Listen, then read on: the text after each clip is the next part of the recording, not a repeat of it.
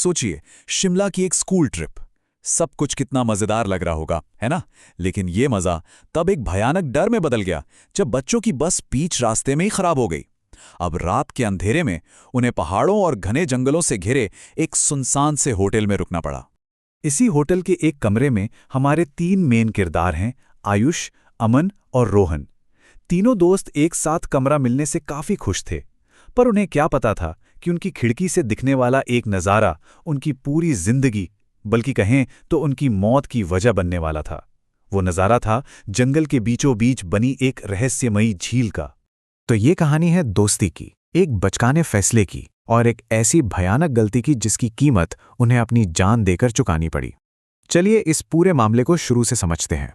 सवाल ये है कि आखिर ऐसा क्या हुआ कि ये तीनों दोस्त उस रात होटल से बाहर निकले। दरअसल उन्हें पिछली स्कूल ट्रिप की एक कहानी याद आई, जहां 2 लड़के रात में चुपके से बाहर घूमकर आए और स्कूल के हीरो बन गए थे। बस उस झील को देखकर उनके दिमाग में भी हीरो बनने का कीड़ा दौड़ने लगता है। उनका प्लान बड़ा सिंपल था। सोचा कि बस होटल से निकलेंगे, झील के पास जाकर कुछ मस्त तस्वीरें लेंगे और सुबह तक तो स्कूल के सबसे कूल बंदे बन जाएंगे। उन्हें इस बात का जरा भी अंदाजा नहीं था कि वो असल में किसी हीरोइक एडवेंचर पर नहीं, बल्कि अपनी मौत की ओर बढ़ रहे थे। और फिर वही हुआ जिसका डर था। जैसे ही होटल का गार्ड सोया, ये तीनों रात के अंधेरे में निकल पड़े। लेकिन एक प्रॉब्लम थी। खिड़की से जो झील एकदम पास दिख रही थी ना, वो असल में बहुत दूर थी। और जंगल तो उनकी सोच से कहीं ज्यादा बड़ा, घना और डरावना था।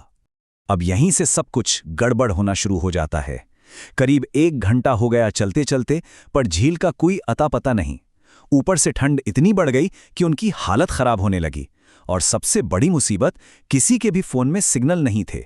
तब जाकर उन्हें अपनी गलती का एहसास हुआ और उन्होंने सोचा कि भाई अब वापस होटल लौटना ही समझदारी है। लेकिन तभी एक ऐसी चीज होती है जिससे उनकी सांसें अटक जाती हैं। आयुष और अमन, जो थोड़ा आगे चल रहे थे, जैसे ही वो पीछे मुड़े, उन्होंने देखा कि रोहन तो उनके पीछे है ही नहीं, वो गायब हो चुका था। तभी पास से किसी के भागने की आवाज आती है।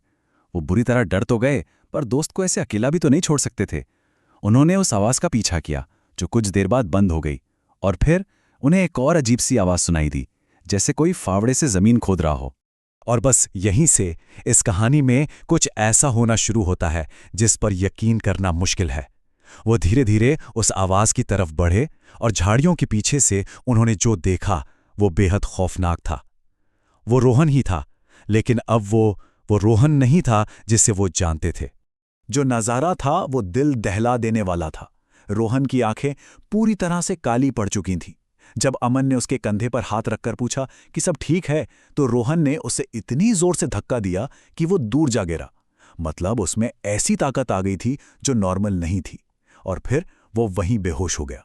आयुष ने जैसे तैसे रोहन को होश में लाने की कोशिश की, लेकिन जैसे ही रोहन को होश आया, वो अमन की तरफ देखकर जोर जोर से चिल्लाने लगा। और जब आयुष अमन की तरफ देखता है तो जो नज़ारा सामने था, उससे उसके होश ही उड़ गए। अमन सर झुकाए बैठा था और जब उसने सर ऊपर उठाया तो उसकी आंखें भी बिल्कुल काली थीं। इससे पहले कि आयुष और रोहन कुछ समझ पाते, अमन उठा और जंगल में और अंदर की ओर भागने लगा।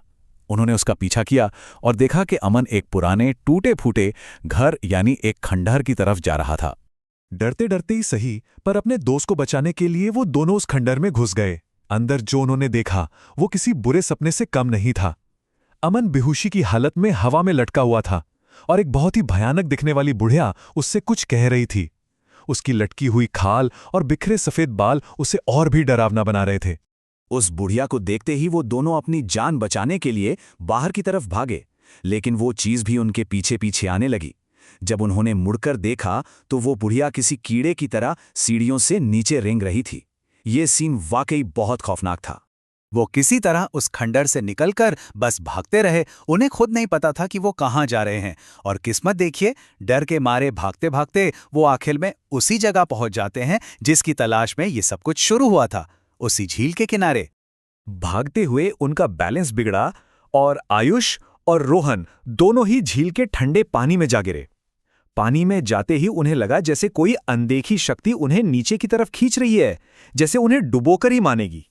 आयुष ने तो जैसे तैसे खुद को बचा लिया और वो झील से बाहर आ गया, पर तब तक बहुत देर हो चुकी थी। उसकी आंखों के ठीक सामने रोहन झील में डूब गया और अमन, वो तो उस खंडर में ही उस आत्मा के साथ था।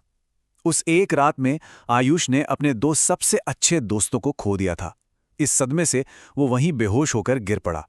जब आयुष की आंख खुली तो वो होटल के कमरे में था। वो घबराकर बाहर भागा, जहां उसने पुलिस की कई गाड़ियां देखीं और जमीन पर सफेद चादर से ढकी 2 लाशें पड़ी थीं। वो लाशें रोहन और अमन के थीं। पुलिस ने तो इसे हत्या का मामला बताया, पर वहां के लोकल लोगों ने एक बहुत पुरानी कहानी सुनाई। उन्होंने बताया कि सालों पहले उस जंगल में एक बुढ़िया रहती थी। कुछ लोगों ने उसका घर हड़पने के लिए उसे बेरहमी से मारकर उसी झील में फेंक दिया था, और कहते हैं कि तब से उसकी आत्मा वहां भटक रही है, बदला लेने के लिए। बस एक सवाल पीछे रह जाता है। अगर उन तीनों दोस्तों को इस झील के खूनी राज के बारे में पहले से पता होता, तो क्या वो उस रात बाहर निकलने की वो जानलेवा गलती कभी करते? शायद नहीं, और शायद आज तीनों जिंदा होते।